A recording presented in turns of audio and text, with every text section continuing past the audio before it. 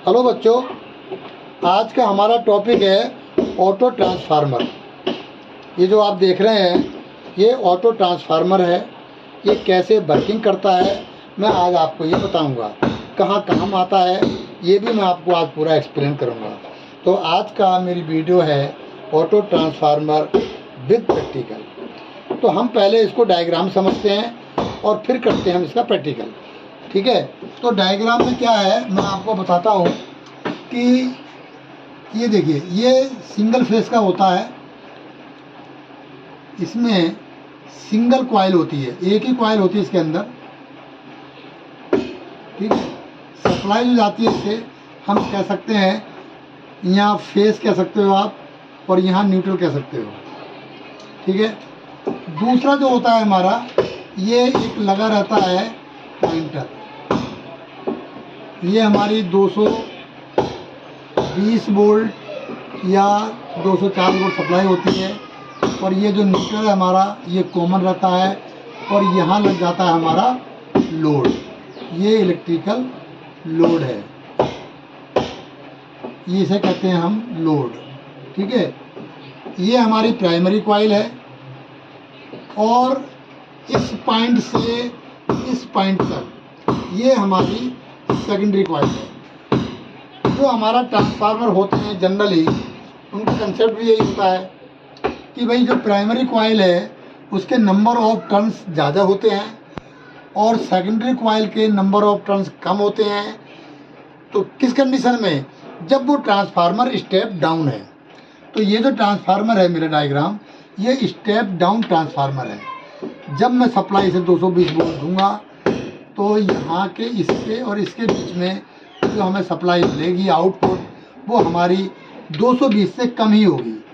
जैसे जैसे पॉइंटर ये नीचे आएगा ये वोल्टेज कम होती जाएगी और जैसे जैसे वोल्टेज ऊपर जाएगा ये जो हमारी आउटपुट है बढ़ता जाएगा। और अगर हम बिल्कुल इसको टॉप में कर दें तो इनपुट और आउटपुट दोनों हमारे इक्वल हो जाएंगे।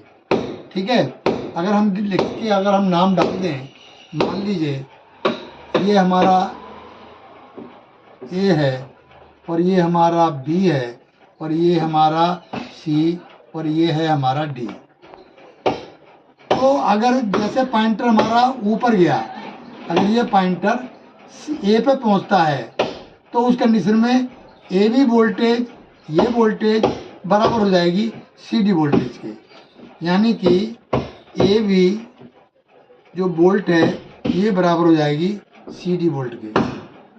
ठीक है, और नीचे करेंगे तो 220 से कम आएगी और यहाँ हो जाएगी हमारी 0। ठीक है, तो ये हमारा स्टेप डाउन ट्रांसफार्मर है और ऑटो ट्रांसफार्मर है।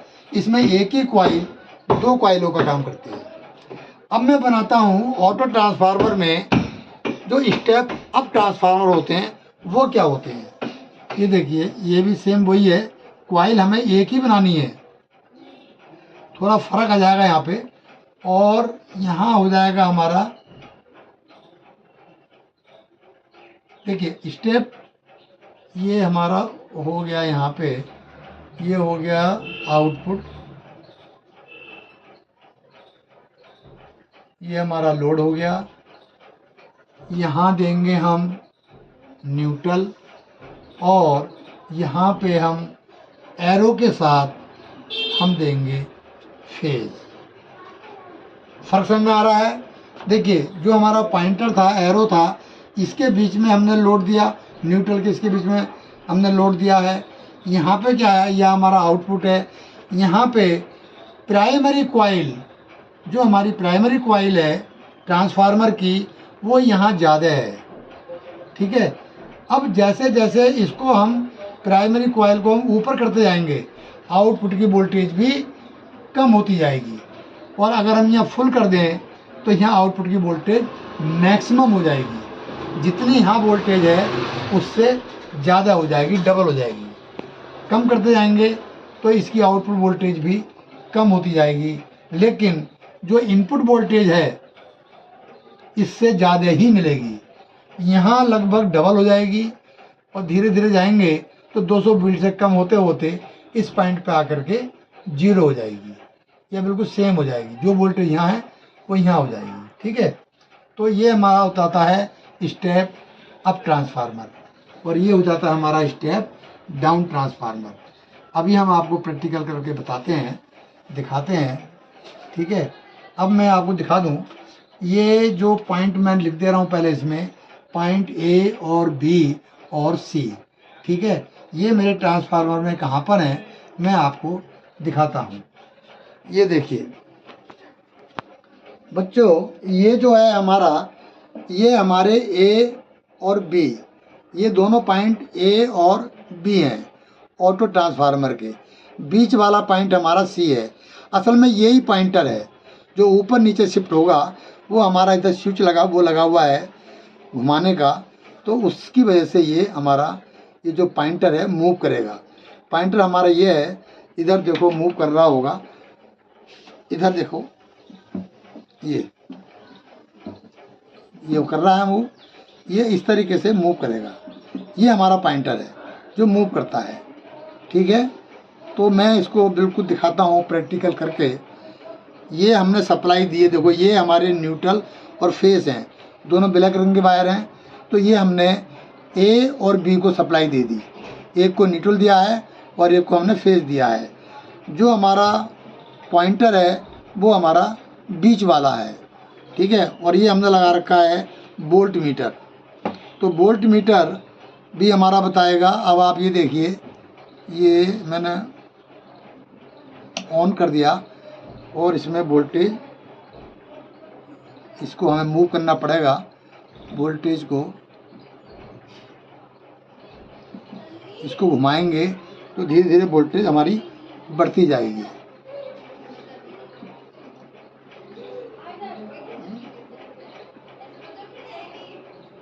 इसमें चल नहीं रही, हाँ सॉरी, हमारा एक तार लूज था। ठीक है, ये देखो इधर हमारी वोल्टेज बढ़ रही है, इधर ही बढ़ रही है और मेरे बल्ब में भी बढ़ रही है, आप देख पा रहे हैं। ठीक है, ये मेरी हो जाएगी यहाँ पे फुल वोल्टेज। ये हमारा जो पॉइंटर है एकदम टॉप पे पहुँच गया। फुल वोल्टेज क्या होगी, ये जो हम इसे इनपुट दे रहे हैं उससे ज़्यादा वोल्टेज नहीं हो पाएगी इसके अंदर, क्योंकि स्टेप डाउन ट्रांसफार्मर है। स्टेप अप होता तो इनपुट से हमेशा उधर ज़्यादा ही रहेगी आउटपुट में। तो जो हमारी इनपुट वोल्टेज है ये यहाँ से देखो, ये 220 वोल्ट गई और बीच वाला हमारा पॉइंटर है उसके और हमारे ए सेक्स लेने से, जो हमारा ए पॉइंट है, इधर वाला ए पॉइंट है, इधर वाला बी, या इसको ए उसको बी मान लो, उससे कोई फर्क नहीं पड़ता। अब मैं इसको कम कर रहा हूँ, देखिए ये जो है, ये अब मेरा हाथ हिल रहा है, ये तार हिल रहा है यहाँ से। ठीक है, ये देखिए ये हमारी अब धीरे धीरे हमारी वोल्टेज कम हो रही है। ठीक है, एक पॉइंट ऐसा आ जाएगा कि बिल्कुल वोल्टेज हमारी जीरो हो जाएगी। ठीक है बच्चों, ये देखो हो गई जीरो, ये हमारा बिल्कुल लास्ट में आ गया, ये बिल्कुल हमारा लास्ट में आ गया। अब यहाँ पे हमारी वोल्टेज जीरो हो गई, बल्ब भी हमारा नहीं जल रहा। ये ऑटो ट्रांसफार्मर है। अब इसका एप्लीकेशन क्या होता है वो मैं आपको बता देता हूँ। इसे हम एक नाम और भी देते हैं और वो कहते हैं हम इसको डिमर। डिमर क्या करता है, ये मोटर की स्पीड को कंट्रोल करने के काम आता है। ठीक है, इसको हम डिमर भी बोलते हैं। ऑटो ट्रांसफार्मर और डिमर दो नामों से जाना जाता है। हम इसको डिमर के रूप में इस्तेमाल करते हैं, नाम अलग अलग हैं, बाकी होता ये ऑटो ट्रांसफार्मर ही है। ये वोल्टेज को कंट्रोल करने का काम आता है, एक तरीके से वोल्टेज कंट्रोल करता है। ये वोल्टेज कंट्रोल होती है तो मोटर की स्पीड भी कम ज़्यादा होती है। हम डीसी मोटर में भी इस्तेमाल करते हैं, रेक्टिफायर से पहले लगा के। रेक्टिफायर को जो सप्लाई हमारी कम जाती है तो आउटपुट डीसी भी वो कम निकालता है। इस तरीके से अधिकांश इसको हम लैब के अंदर अपने में हम डीसी मोटर की स्पीड कंट्रोल करने के काम में लाते हैं। ठीक है, और इंडस्ट्रीज़ के अंदर भी इसका इस्तेमाल हम मल्टी स्पीड लेने के लिए, बहुत सारी स्पीड लेने के लिए हम इसका डिमर का इस्तेमाल करते हैं। ठीक है, डिमर में कोई कार्बन ब्रश नहीं होता, एक ट्रांसफार्मर होता है। और मैं आपको बता दूं कि जो ये जो कॉइल है, इस कॉइल को अगर हम इस तरीके से घुमा करके गोल कर दें, ठीक है, तो एक पॉइंट यहाँ से ले लें और हमारा एक यहाँ हम लगा दें लीवर, ठीक है, और यहाँ पे हमारा कार्बन का एक व्हील लगा रहता है और सप्लाई दे दें हम यहाँ पे। यहाँ हमने फेज दे दिया, यहाँ न्यूट्रल दे दिया, और ये जो पॉइंटर है हमारा, हम यहाँ से हम सप्लाई क्या करते हैं, यहाँ से सप्लाई लेकर के ये हमारा आउटपुट है। तो ये हमारा जो बीच वाला है यही हमारा होता है पॉइंटर। ये क्या बना हुआ है, पॉइंटर बना हुआ है। इसको मैं यहाँ से मिटा दे रहा हूँ और इसे कर दे रहा हूँ मैं फेज, है ना, ये फेज, और ये हमारा न्यूट्रल हो गया। ये हमारा देखो, ये हमारा स्टेप डाउन है, ये फेज और न्यूट्रल हमारा कॉमन हो गया यहाँ पे। तो न्यूट्रल तो हमारा यहाँ कॉमन दे देंगे हम, और ये जो पॉइंटर है ये हमारा इस पे अगर मूव करेगा, ये यहाँ पे मैं आपको बता दूँ, ये इस तरीके से, ये हमारा लीवर है, ये हमारा पॉइंटर है। जैसे जैसे यहाँ ये हमारा है, ये लग गया न्यूट्रल, ठीक है।